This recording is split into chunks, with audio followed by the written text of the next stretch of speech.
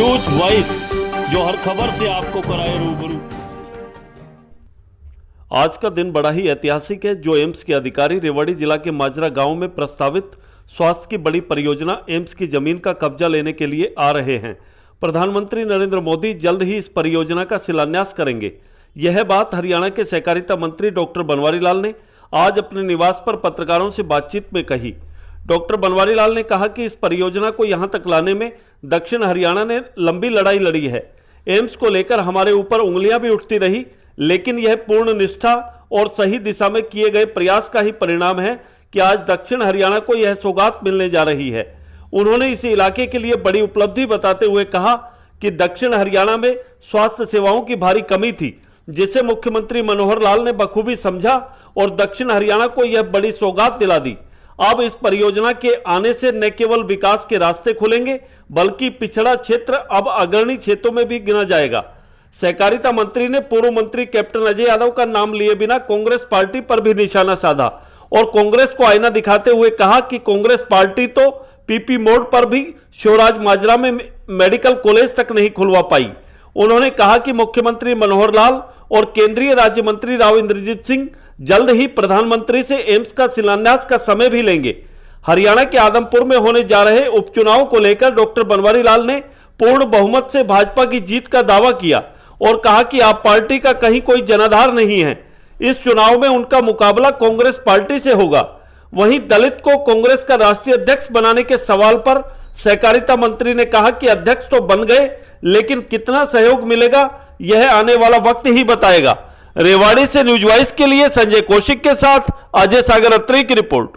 Symbol पर आप लोग नहीं लड़ रहे, कुछ जिलों में ही लड़ रहे हैं, क्या रीजन रहा कि आपने सिंबल पे नहीं लड़ पाए? तो अब क्या स्थिति देखते हैं आप? देखो, हमारी जो प्रदेश की संगठन है, प्रदेश की जो चुनाव इकाई है, उन्होंने सभी जिला अध्यक्षों से, सभी से, प्रभारियों से, विधायकों से, सभी से राय ली और उस राय के को देखते हुए जगह जगह पर परिस्थितियाँ अलग अलग हैं और जहाँ परिस्थिति मान लो फेवर में है वहाँ लोग सिंबल पे जा रहे हैं, जहाँ परिस्थितियाँ विपरीत हैं वहाँ नहीं जा रहे। कई जगह ऐसा है कि अभी ये चुनाव लगभग 1 साल से हमारे जो उम्मीदवार हैं तैयारी पे लगे हुए हैं और हमारे ऐसे उम्मीदवार, हमारे ऐसे साथी भी हैं, हमारी पार्टी के 2-2, 3-3 साथी हैं जो चुनाव की तैयारी कर रहे हैं। तो ऐसी परिस्थिति में हम किसी को भी ये नहीं कह सकते भाई तुम बैठ जाओ या इसको फेवर कर देंगे। तो ये एक हमारे लिए बड़ी दुविधा की बात थी, इसलिए हमने सिंबल पर ना लड़ने का रेवाड़ी के अंदर फैसला किया है और दूसरे जिलों में भी शायद यही परिस्थिति रही होगी। ठीक है डॉक्टर साहब, आज ऐतिहासिक दिन है। अगर एप्स की बात कर ले, बड़ा प्रोजेक्ट क्षेत्र को मिलने जा रहा है, क्या कहेंगे आज इस बारे में? देखो, काफ़ी लंबी लड़ाई चली है और उसका कारण भी ये था कि भाई ज़मीन की उपलब्धता ना होना, और अब ज़मीन उपलब्ध हो चुकी है और ज़मीन का हमने पहले भी आप आए थे तो मैंने बताया था कि हमारी जो सरकार की तरफ से केंद्र सरकार को चिट्ठी लिख दी गई है कि आप अपना एम्स की ज़मीन का पोजीशन लें और आगे की कार्रवाई करें। तो आज एम्स के कुछ लोग अधिकारी लोग आ रहे हैं और वो आज इसकी पोजीशन लेंगे और उसके बाद जब भी प्रधानमंत्री जी को समय मिलेगा, माननीय मुख्यमंत्री जी प्रधानमंत्री जी से या राव साहब प्रधानमंत्री जी से बात करेंगे और उसके बाद जो भी उनको सुटेबल टाइम होगा उसके हिसाब से शिलान्यास किया जाएगा। तो सब अगर बात कर, देखो, आदमपुर जो आज का मतलब सीन आ रहा है उसके अंदर भारतीय जनता पार्टी बहुत आगे है और भारतीय जनता पार्टी निश्चित तौर पर ये भारी मार्जिन से ये सीट निकाल रही है, इसमें कोई शक गुंजाइश की बात नहीं।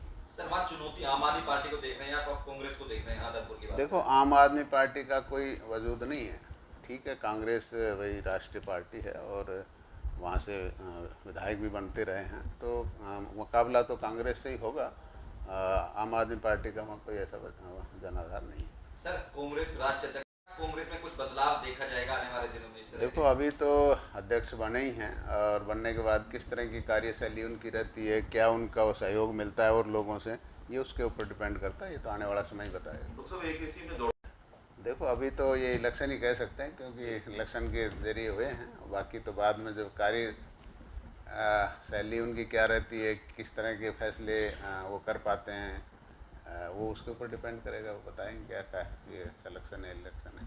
सर पंचायत चुनाव का प्रोसेस, कांग्रेस में कुछ बदलाव देखा जाएगा आने वाले दिनों में इस तरह देखो, अभी तो अध्यक्ष बने ही हैं और बनने के बाद किस तरह की कार्यशैली उनकी रहती है, क्या उनका वो सहयोग मिलता है और लोगों से, ये उसके ऊपर डिपेंड करता है। ये तो आने वाला समय ही बताएगा। डॉक्टर साहब एक इसी में जोड़, देखो, अभी तो ये इलेक्शन ही कह सकते हैं, क्योंकि इलेक्शन के जरिए हुए हैं। बाकी तो बाद में जब कार्य शैली उनकी क्या रहती है, किस तरह के फैसले वो कर पाते हैं, वो उसके ऊपर डिपेंड करेगा। वो बताएंगे क्या ये सिलेक्शन है, इलेक्शन है। सर पंचायत चुनाव का प्रोसेस सरकार के दौरान, लेकिन यहाँ पर आप द्वारा एम्स लेके आना, उसको अब शिलान्यास की स्थिति में पहुंच जाना, क्या ये कांग्रेस का फेलियर नहीं मानते कि यहाँ पे कॉलेज तक नहीं लेकर आना? यही तो मैं कहता हूँ बार बार कि कांग्रेस को ये अपने गिरेबान में झांकना चाहिए कि जब उन्होंने एक पीपीपी मोड पर ही बना रहे थे, वो तो जी शिवराज माजरा के अंदर लोगों ने ज़मीन भी दे रखी थी, वहाँ तो ज़मीन भी ऑलरेडी दी हुई थी, और एक के पीपीपी मोड पर मेडिकल कॉलेज नहीं बनवा सके और हमारे ऊपर इल्ज़ाम लगाते हैं कि भाई ये नहीं बनाएंगे, ये तो राजनीति कर रहे हैं। तो ये उनको खुद ही सोचना चाहिए। खा भी रहा है, तो उनको क्या कुछ कहेंगे? अब तो सब कुछ जो है शीशे की तरह साफ हो गया है। देखो, मैंने पहले भी यही कहा था कि हम पूरी निष्ठा से और ईमानदारी से इस काम में लगे हुए हैं और निश्चित तौर पर ये काम होगा। और आज मैं कह सकता हूँ कि भाई हम जो प्रयास कर रहे थे सही दिशा में प्रयास कर रहे थे। अपोजिशन का काम तो बोलने का है, उनका काम वो कर रहे हैं, हम अपना काम कर रहे हैं। सर एम्स एक बड़ा